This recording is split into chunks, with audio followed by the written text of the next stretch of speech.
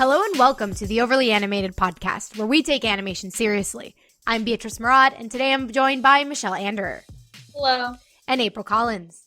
Hi there. Today we will be discussing the 4th episode of Fruits Basket. What year is she?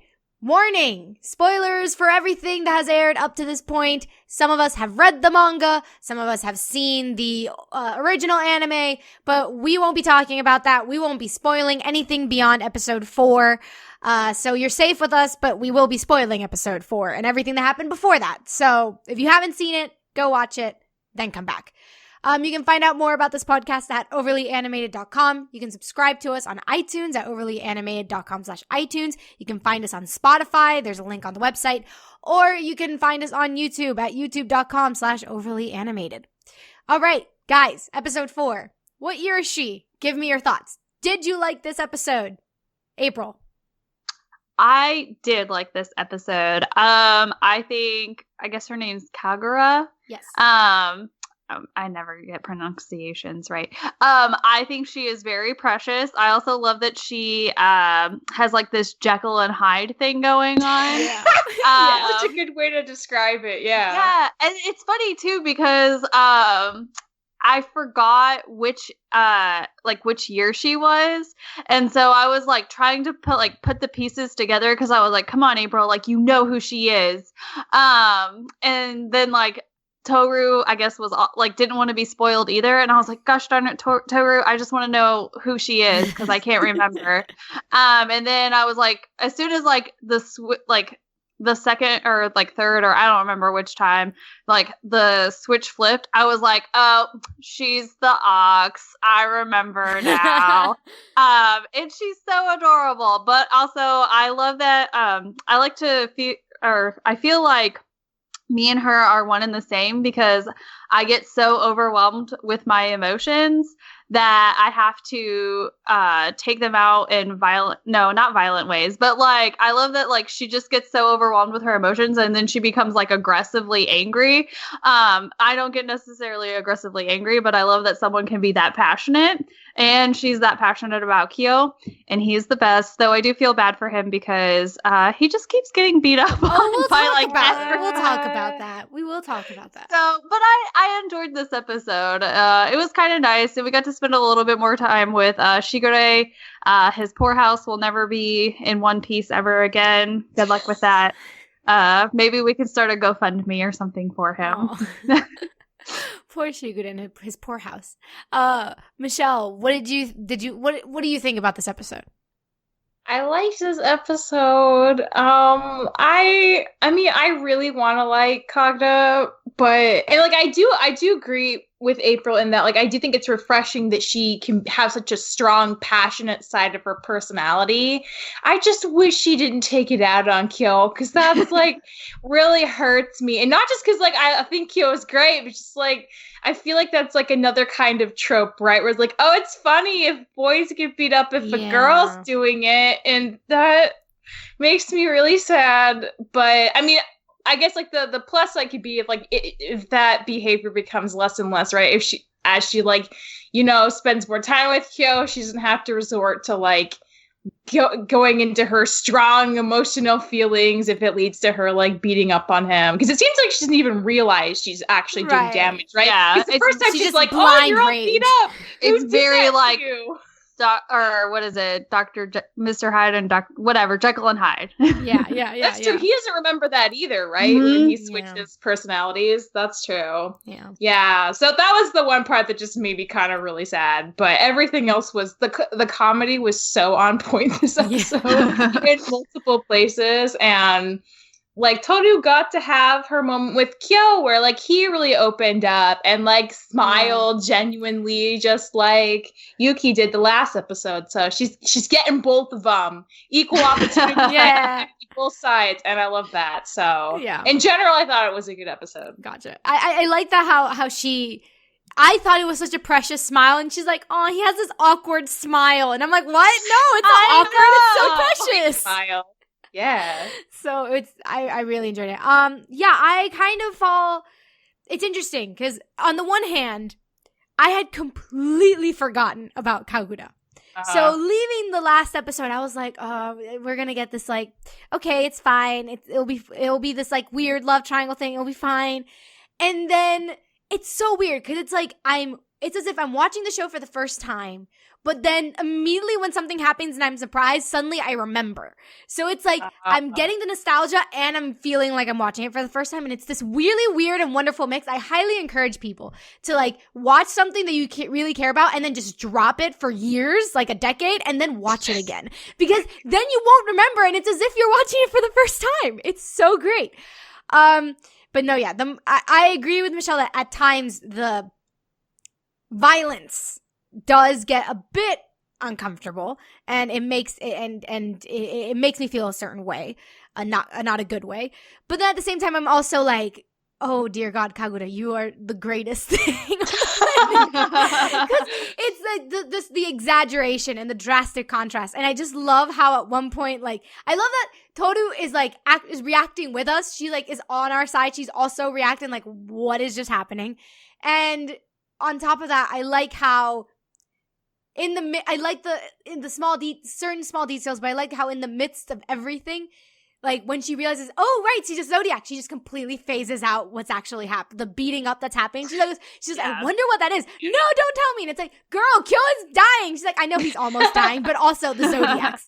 So it's like, it was just a really, in terms of humor, it's like, it was a really pleasant episode. And another member of the Soma clan that I'm like now have adopted into my world of fictional characters that I consider mine. And great. But let's talk about Kaguya. She goes from being like the mega cute, super soft TM character to then turning into One Punch Man. Like, she's just, it's the greatest thing, and I love how they animate her. I love the voice actress, the range, how she goes from very like, she's like, I missed you, and it's like to the point it's like it's like hard rock, like metal, like Metallica or something. It's like crazy. But what did you guys think of like just, you know, like she's older, she is Jekyll and Hyde in this cute form. She's apparently Kyo's future wife, even though that's kind of questionable because we get this flashback to her holding knives at young Kyo. The knives! Hand! Like the poor boy. And then she's also like, her crazy like confession, she's like, I love you, I'll forgive all the affairs. It's like, what? She's already planning their she's already affairs. Like in her head. She's really turned up. Like, she's just so intense in all ways. Like, there's no in between with her. She's either 0 to 100 in whatever spectrum of the emotional range. So tell me, give me your more in-depth thoughts about Kaguya. Like, tell me if, like, Michelle, we can talk about, like, the abuse. Like, tell me if you felt uncomfortable with her character, or, like, why is that? I think it's just because, like, as much as we've seen from Kyo, like, maybe nobody deserves to be punched, right? Right. And Kyo hasn't really done anything super wrong. Like, if he was, like, way more cocky and way more terrible of a person, it would probably be a lot more amusing to see him get beat up so much. I think the humor for that was at its best at the very beginning, right? Because, like, she punches him and then she swings him around and she basically turns into, like, a helicopter and hovers off the ground. Like, that's such a good visual gag. Like, I genuinely did laugh at that. It was really hilarious. But I think, like, towards the middle, where you just, like, see his crushed, like, bruised face after being pummeled, like, 10 times in the face in a row, it's kind of like, oh, man, like, I don't want to see you beat up anymore. You didn't even do anything. You're just existing around this person who is in love with you. So that's like, I don't know. And that's why I wasn't excited to see her come back, because I did remember who she was. She was one of the few people I did remember from the original anime. And I was like, oh no. But I will say, like, she makes, out of all the Zodiac animals we've seen, she's the cutest by far. Oh my god. The little piggy.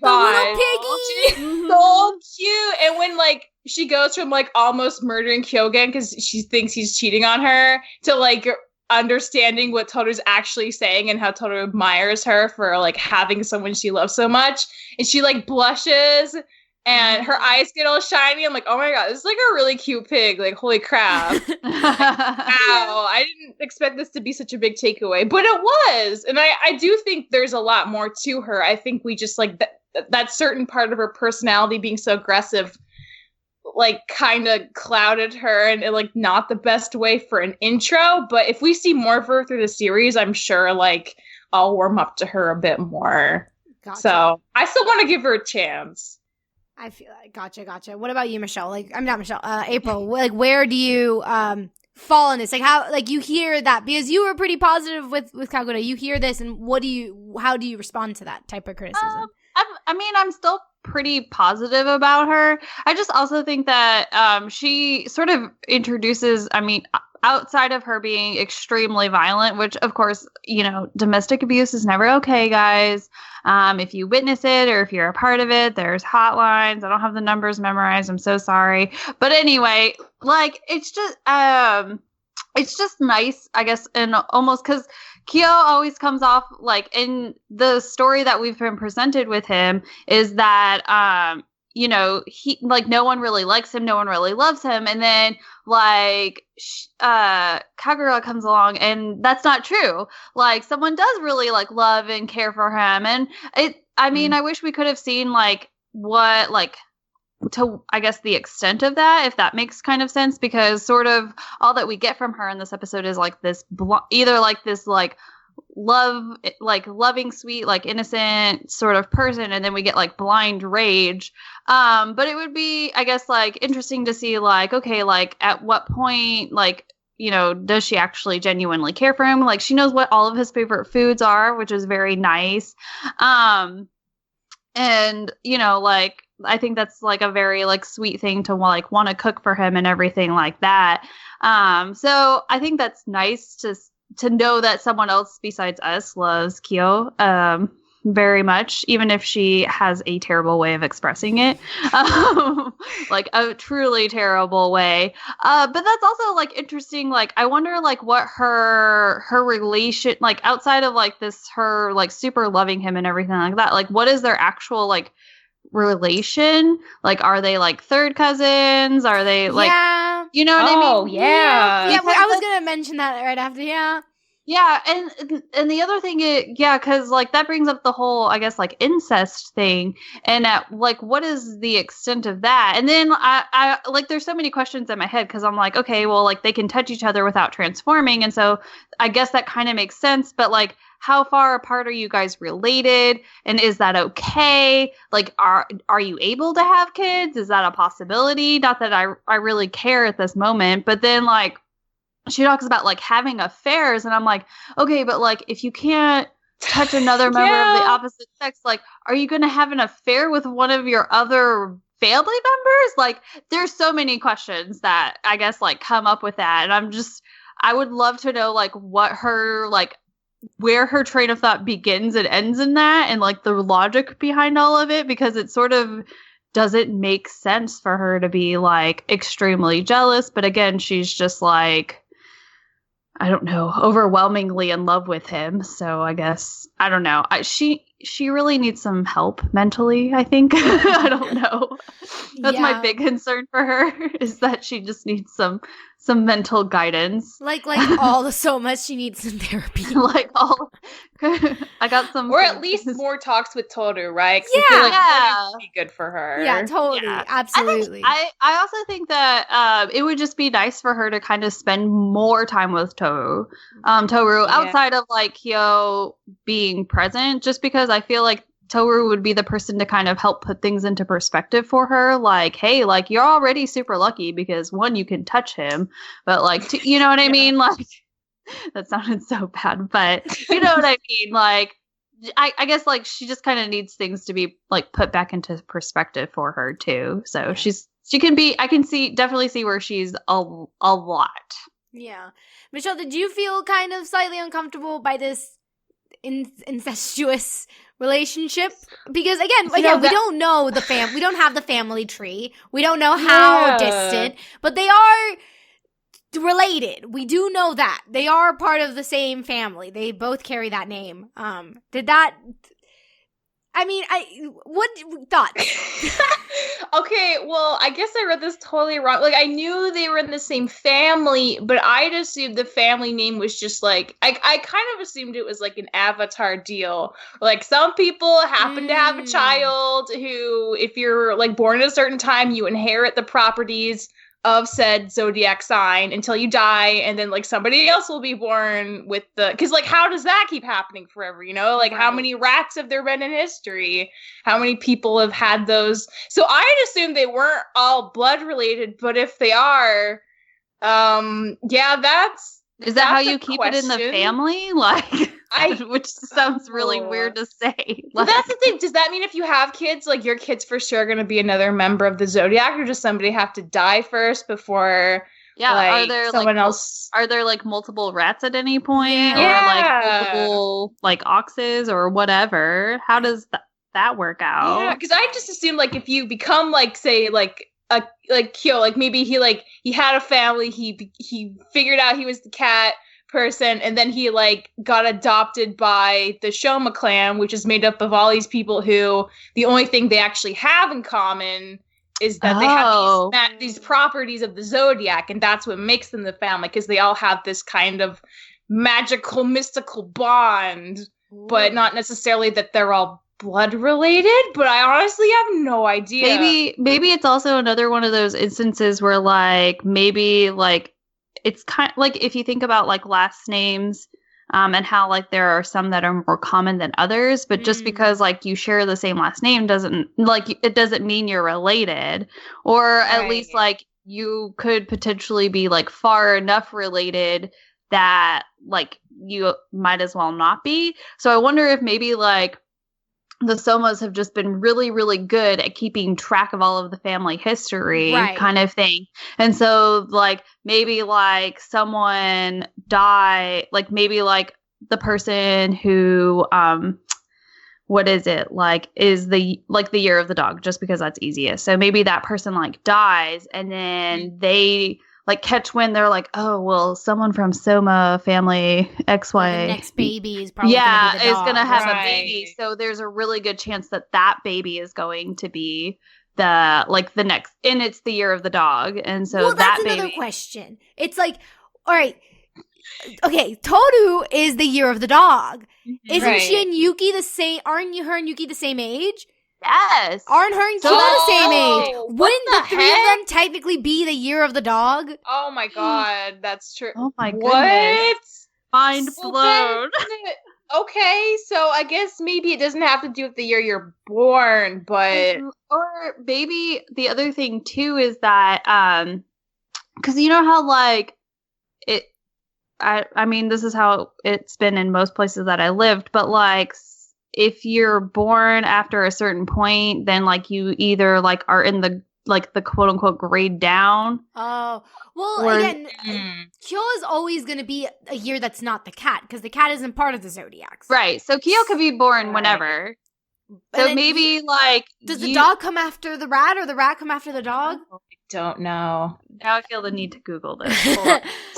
Y'all keep talking. I'm gonna Google this because now I need to know. Man, yeah. I mean, I will say, like, if they are all like, first cousins or something, then I guess Kagura could probably safely never be a final option for Kyo, right? Well, here's the thing, though. Like, this isn't the first time I've seen this in anime. I've seen, like say, for instance, in, like, really rich... No, I'm serious. In, like, there is a show called Maria-sama ga Miteru. And in it, you have this, like, very wealthy, like, heiress type.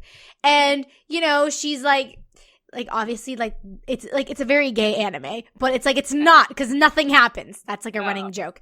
But there's, like, basically, she's already, like, the moment she was born, she was already betrothed to her cousin, who was going to run, the corporation that she was going to inherit.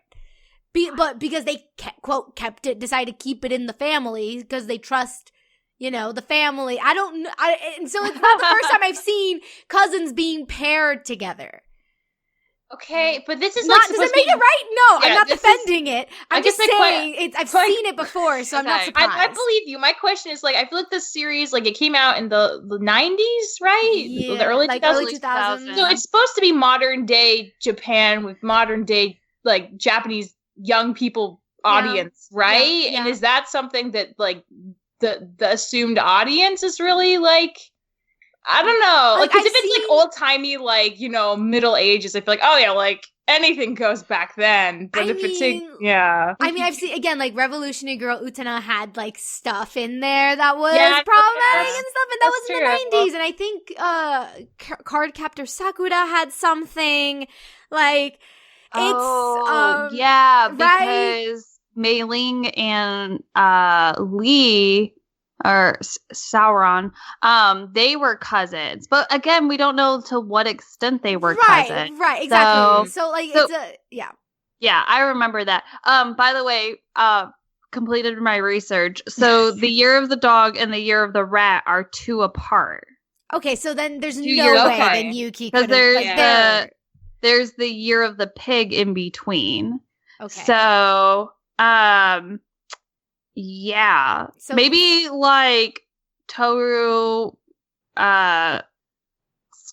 like I was gonna say leveled up. yes, that's what she did. Yes. But then that would also like work too, because then Shigure could be 1, 2, 3, 4, 5, or 10 years older than him. So like Well, that I mean, would that's make what I mean, sense. but it doesn't make sense that like Yuki would be 2 years older than Toru and still be in the same class.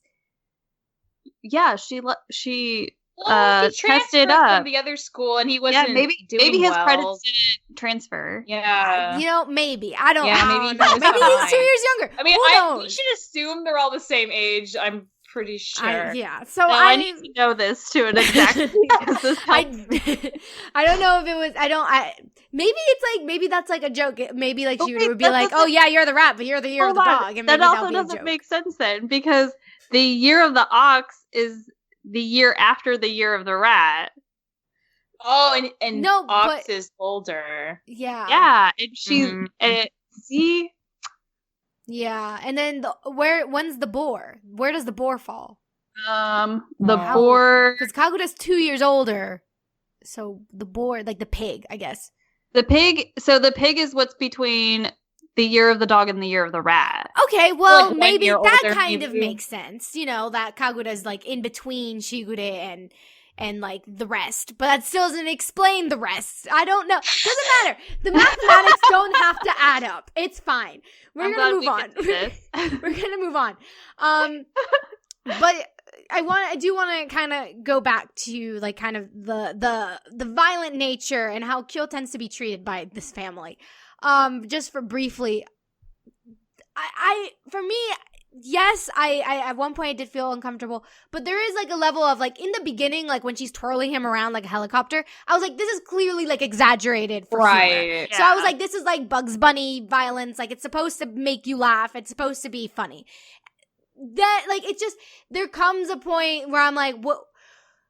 When does it stop being funny? Like where is that line? So I guess it's like when she's actually punching him. Like for instance, like with Yuki, like he's just as violent with Kyo. But I guess maybe it's because with Kyo, like It's we also know not Kyo is like extended out. Like I Right, think that's the of course. difference between like I say Yuki beating up on Kyo versus like Kagura beating up on Kyo, because hers is like extended throughout the whole show. And then we also Right. see other sort of like violent moments from her in between all of that, where with Yuki, like usually like his fight sequence with Kyo is like no more than like a minute, maybe 2.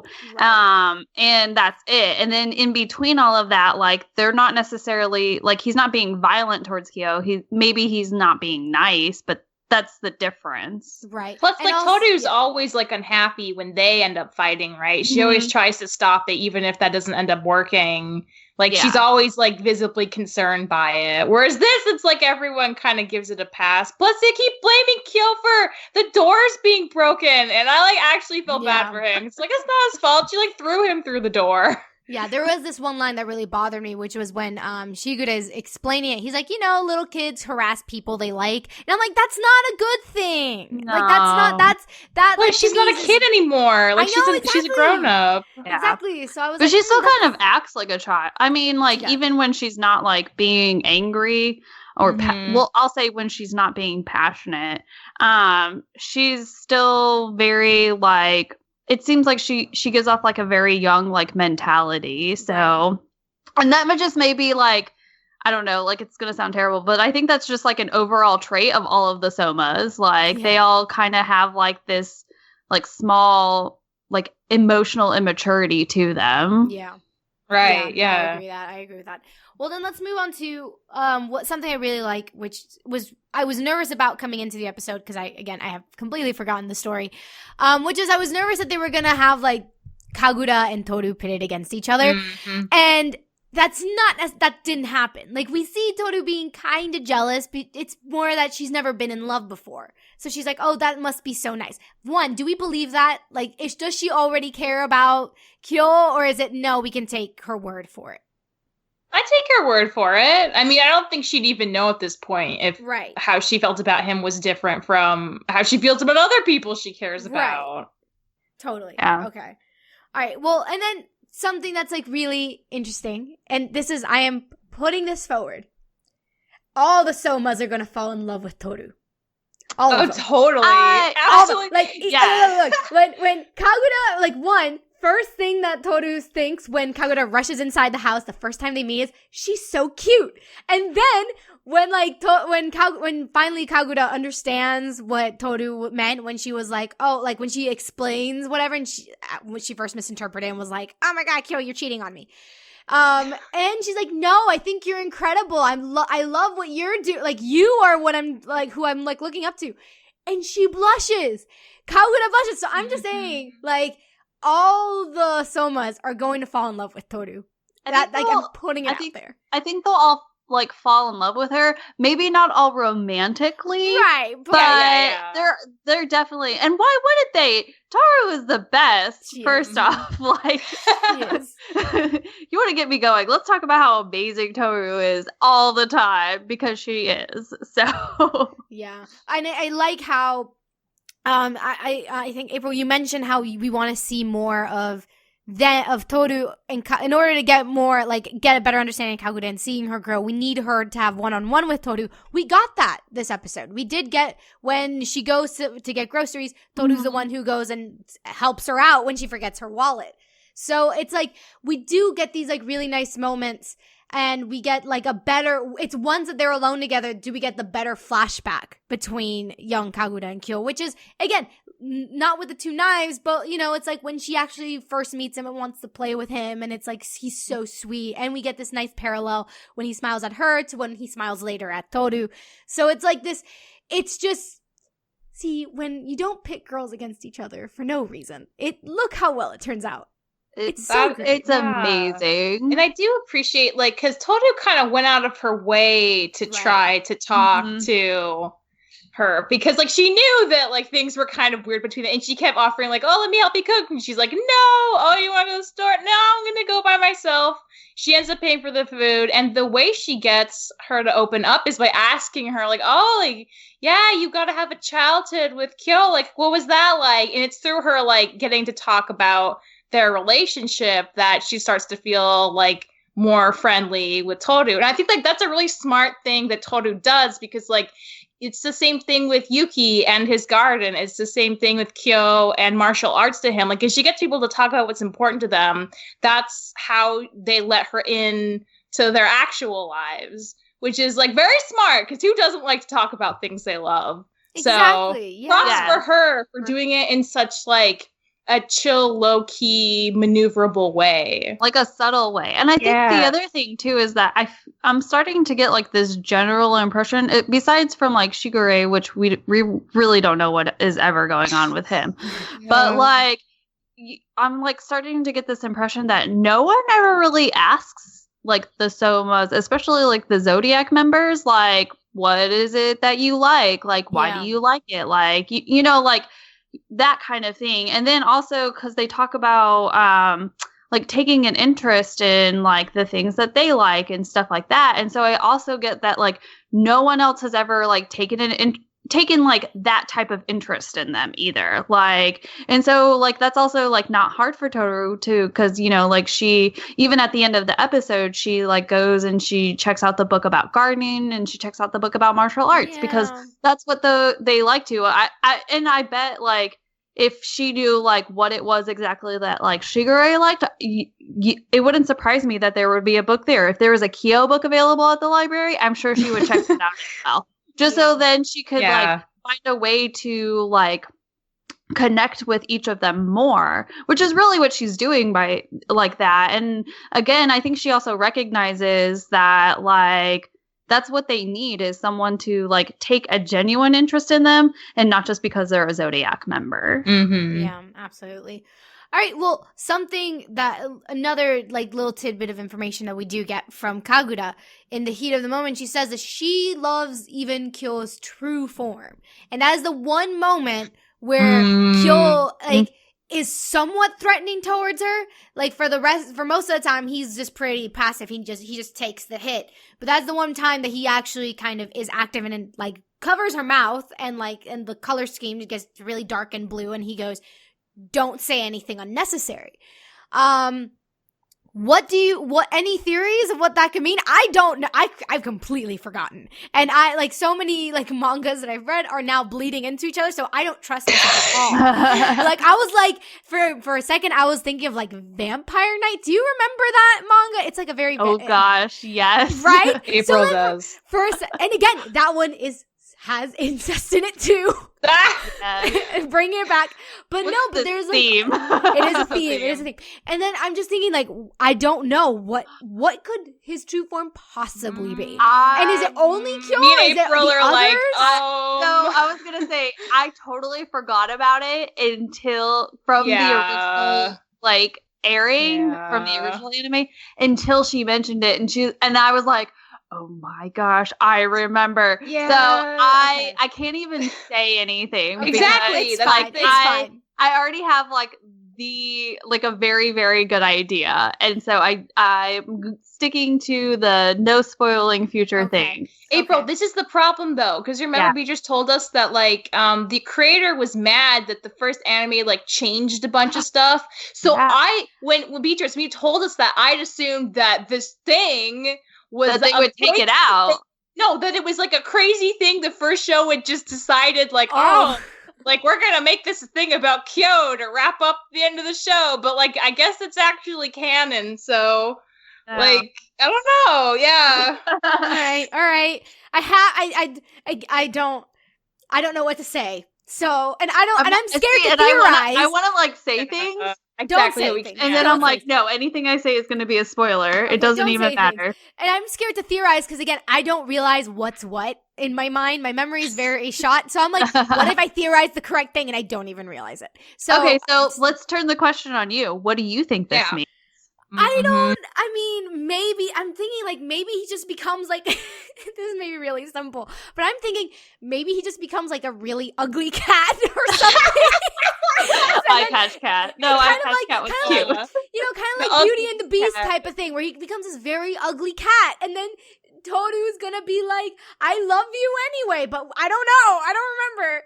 So I'm assuming I'm writing this down. Beatrice totally happened, turning into a very ugly cat. It seems to be the setup, right? Like he's afraid of his big secret getting out. Toru's getting. He's actually an ugly cat. He's actually ugly. That's his secret.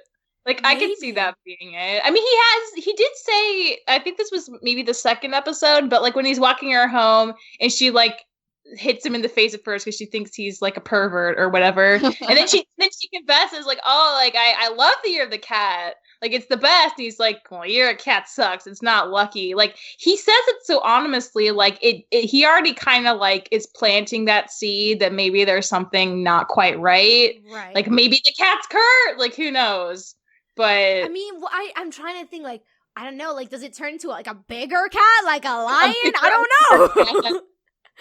I'm not sure. A lion? Ooh, I like that one. I mean, that one would be cool, but maybe it's like, or I don't know, maybe he just becomes like violent. I don't know. Like, I have no idea.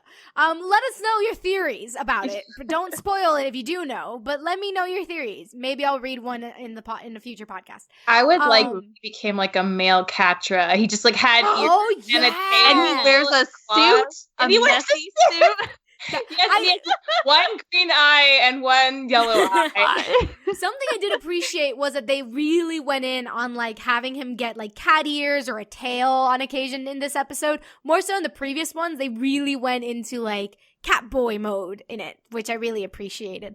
I love when they do that with him. It's my favorite. Yeah. It's just so cute. No, yeah, I agree. One last thing before we get to the heavier discussion of the pod.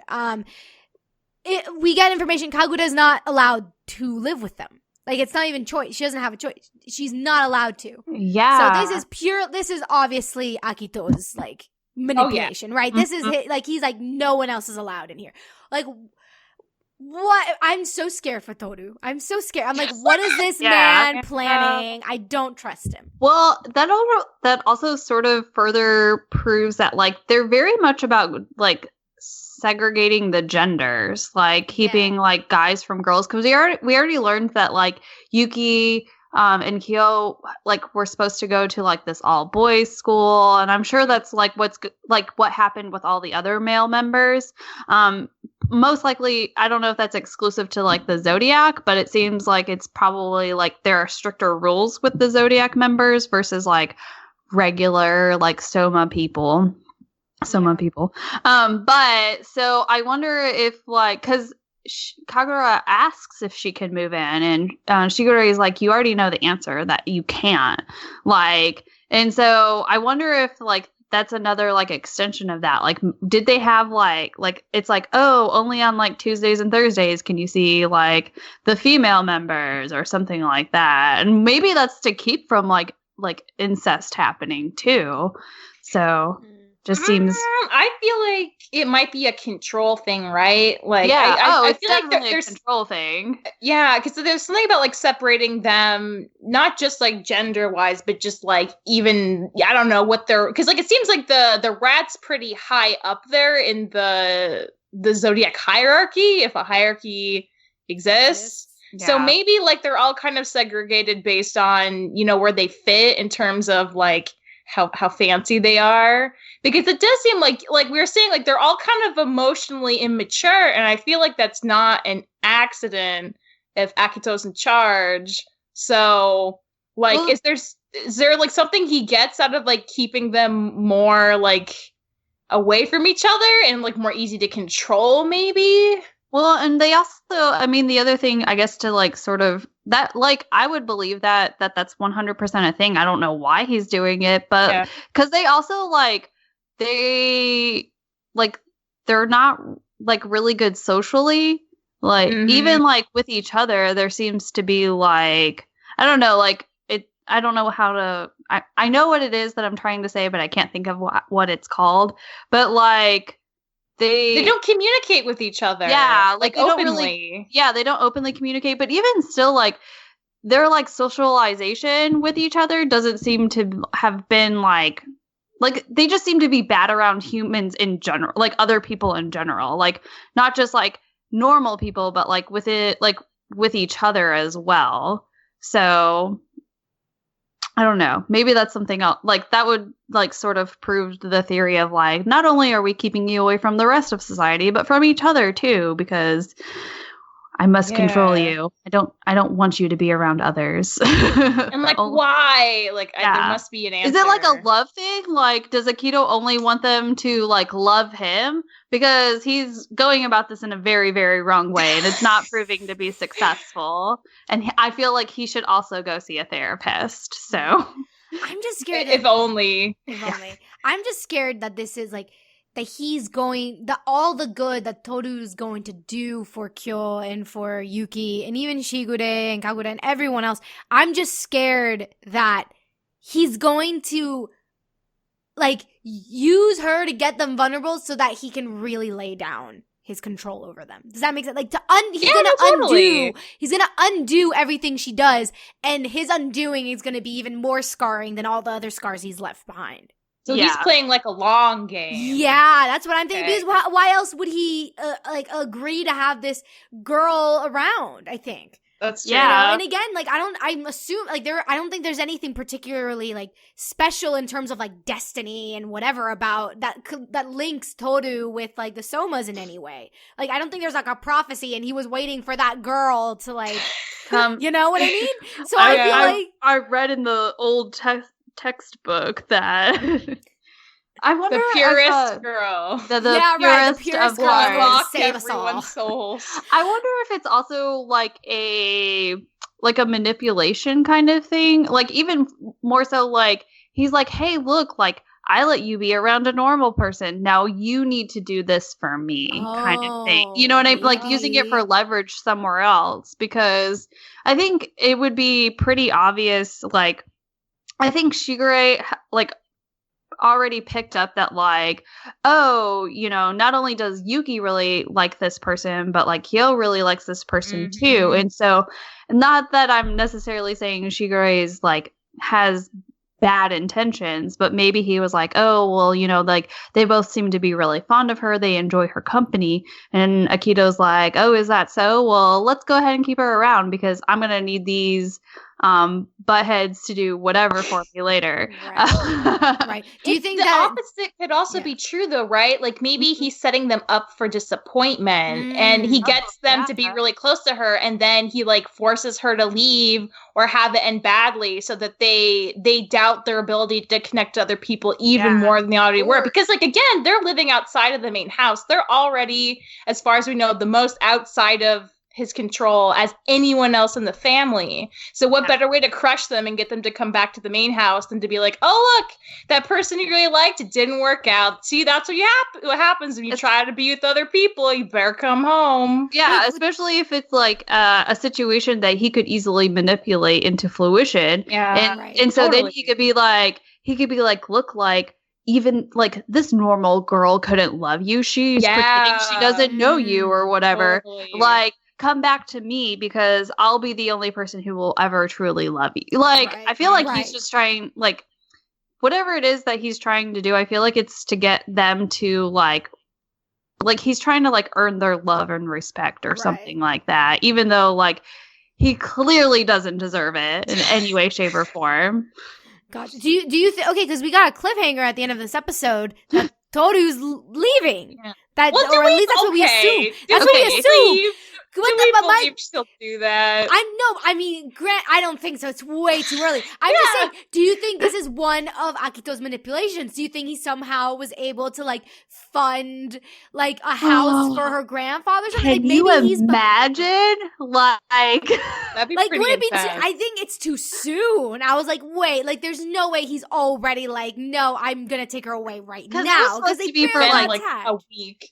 Yeah, it was supposed to be for like several months that like these repairs. Because how long had she already been living in the tent? Like we don't know that. I feel like at least a month. Yeah. And they said like what the repairs were gonna take like 3 to 4 or something, which was why her grandpa wanted her to move in with a friend or something. Yeah. So that But I mean, maybe it's not even like the renovations are done. Maybe he somehow manages to like buy them a house like away, like get her away. You know what I mean? Like, if he's behind it, I don't know. Like he might not even be behind it again because I think he's very. I think it's way too soon. Like she's definitely not leaving, not yet. Yeah, plus like all of her family was like not crazy about her living with them anyway. Like to be a grandpa and to be like, all right, my house is being renovated. You can't come with my daughter. Can you go live with a friend for 4 months? Like obviously, like it's fine if she just wants to keep doing that. Supposedly, right? Because he was already fine with the first time.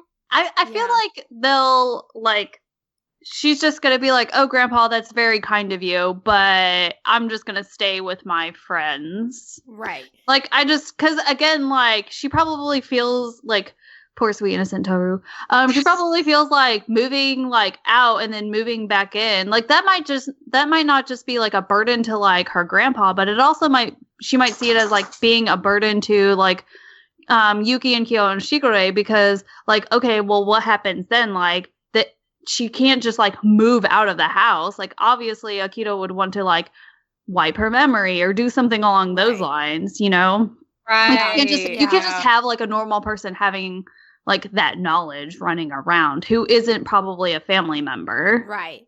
Oh, so do you think maybe he's going to be the one that like makes it all fall apart? Like maybe her grandfather's like, "Hey, it's something worked out. We can like live together again." You know, come back to the family, and then he's like, "No, she knows too much.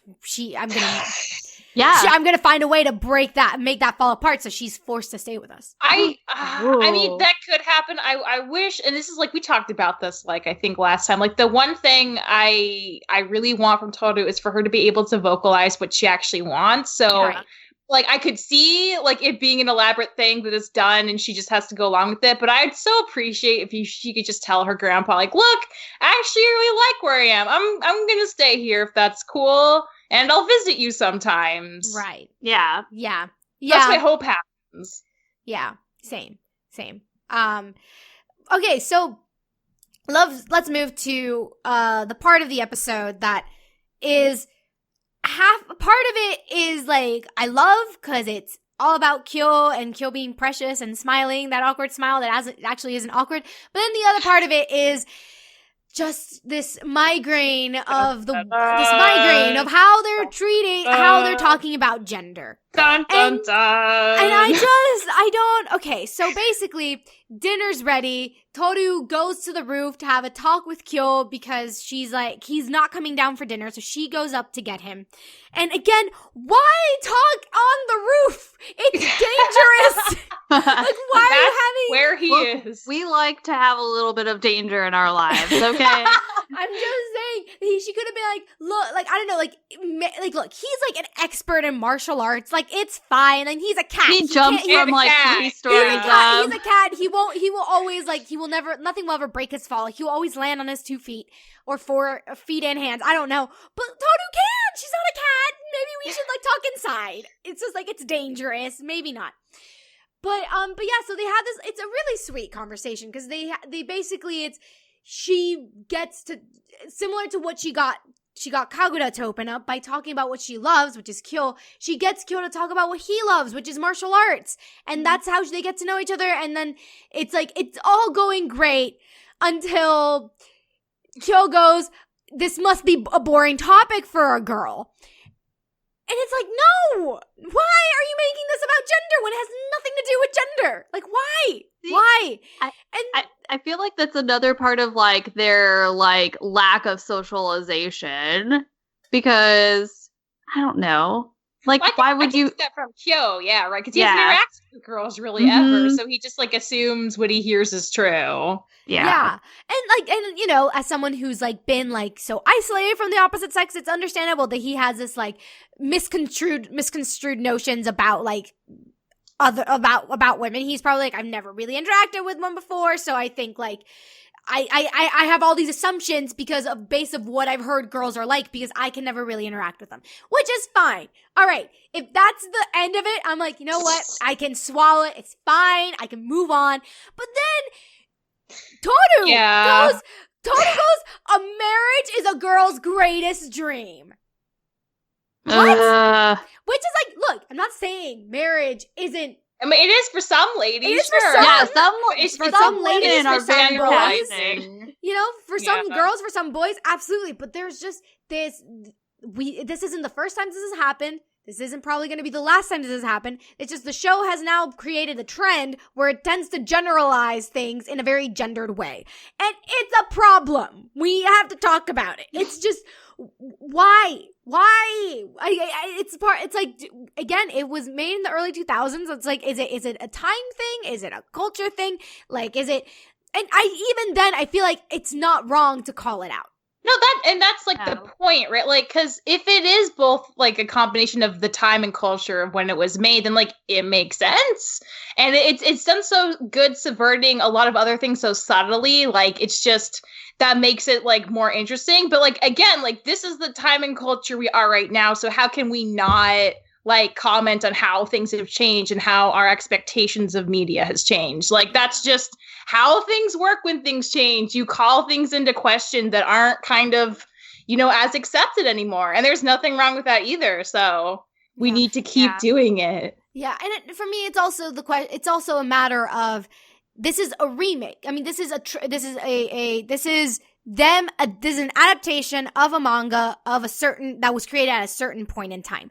I don't think it would have been so bad for them to, instead of slightly tweaking it, where instead of him being like, oh, instead of like Toru saying like a marriage is a girl's greatest dream, instead she's like, oh, like it seems like Kagura's greatest dream is marriage, or it just, make it about the person instead of the gender, or, maybe instead of having that be like a line that Toru says, have it be something that Kyo says about being like, yeah, Kagura's always wanted to get married. That's always been her dream. And then it's like, now we get more about Kagura, and it's more focused on her, and that's it. That's all. And then it takes away the problematic nature of this generalized notion of what people want based on their gender, that's not why people want things. People want things because that's what they want as a person, not because what they identify as. So it's Mic drop. I mean, it's like it's so hard to like. Because, like, we're people. We don't exist in a vacuum. Like, we're also all ladies who have been socialized a certain way and, push back against certain things, like, to greater or lesser extents as, we grow up and decide things about ourselves. But it's just, like, I agree, Beatrice, like, it's the generalization that's, like, we're not saying that, like, some girls don't, they do want to get married, and they have been looking forward to it to a long time, but it's like, why not just make it about this particular girl? Because, like, normalizing it is a thing that actually does, it changes how people think about other people. And when that's not helpful, that's kind of actually a problem. And that's why it's not great. Well, and I think it's also like because I mean, I get that, like, I mean, there has to be more to like what a person would want, whether you're male or female, because there's some guys who like really want to get married, but it does like, I don't like that they used that for the very specific reason of like, okay, well, like a girl's greatest dream. But I also wonder if it's part of like a misassociation too, because later on Toru says to Kagura, because that's, I guess, kind of where it comes about too, is because Kagura wants to marry Kyo.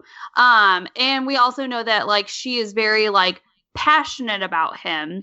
Mm-hmm. And she very much cares for him too. Like, she was worried. He was gone for 4 months and he didn't, like, she didn't know where he was. No one knew where he was. And I have no doubt that like she, asked as many people as she could and tried to find him. And so later on Toru says like, like, I would hope that someday someone feels that same way about me. And so I wonder if maybe it's like a misassociation where like marriage equals someone caring about you like that to that extent. And so I think that's like my biggest issue too with it, is that like, why don't you just say that like you want someone to just care about you, like in the same way that like Kagura cares about like Kyo or something. And she does say it later, but I feel like I agree, like in that moment it could have been expressed differently rather than just being like a girl's greatest dream. And if that's Toru's like greatest dream is to get married, I mean, girl, you can achieve so much more. But you know what I mean? Like I guess marriage wouldn't define her, hopefully. Yeah. But I guess in like some cultures, like being married, like it is like very defining. And even in like our culture, being married is still like a very like defining thing, which I hate. First off, like I'm married, but like I don't let me being married like define, like it doesn't say I mean, I guess it says something about me that like it just says you're married. It just says that I'm married, like that I've found someone that I like enough to spend the rest of my time with, or that I care enough about, but like even still, like we only got married because for like formalities and like the whole tax thing, but yay, like tax thing. Yeah, yay, tax thing. But like our relationship could have like continued on without us getting married, and it continued like but it was just really like, I hate when it kind of makes me think to mind when people are just like, oh, like, is your life so much different now? Like, now that you're married? And I'm like, no, my life is not different. Like, it is exactly the same. My husband still drives me crazy on certain days or when he does this, but I still love him very deeply. Like, we still eat dinners together and like, like, it's just like, it's just so interesting. Or whenever people are like, oh, like, how long have you been with your significant other? And you say like 3 years, like, oh, like, are you guys going to get married? Like, what does it matter? Like, that doesn't like, it shouldn't define your relationship. And I think that's the other, like, my other thing too, is that I hate when people like insist upon putting labels on relationships. Like, what does it matter if you're boyfriend and girlfriend? Like, if we hang out every day, like, that's just what we're doing. Like, if I want to call him my girlfriend, if I want to call her my girlfriend, then I'll call her my girlfriend. Or if I want to call, you know what I mean? Like, I hate that. Like, my husband will still call me his girlfriend, and I'm like, whatever, I don't care. Like, and people are like, don't do that. Like, what does it matter? I'm the person that he's talking about. Like, right.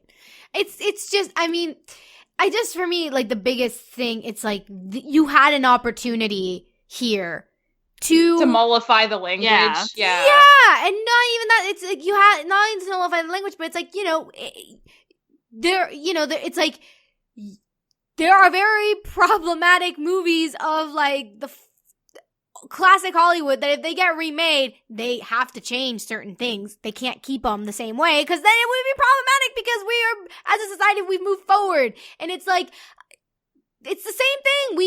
So much time has passed. It's like, what? Almost 20 years? Yeah. Almost 20 years. You can change a little bit of dialogue. So it's like, so it doesn't read that bad, And it's kind of, and look, I mean, no matter the culture, marriage is like a part of, like, it's a very important part for a lot of people. And that's fine. I just don't like the generalization. It's not just for women, and it's not for everyone. It's for everyone. It's like, and marriage is, all it had to be was a word. Instead of it could have been like, marriage is her greatest dream. Marriage is my greatest dream. That's all it had to be.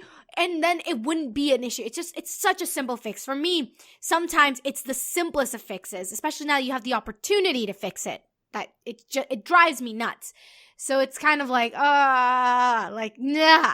But yeah, this is, I mean, look, I love Fruits Basket. If someone comes up to me, we love the show so much, you guys. Like, if someone comes up to me and goes like, Fruits Basket, go, I'll be like, I love it. It's like, oh, it's so good, blah, blah, blah. Tell you about Kyo. Like, let me tell you. Let me sit you down and tell you I told you he was like the greatest person in the planet.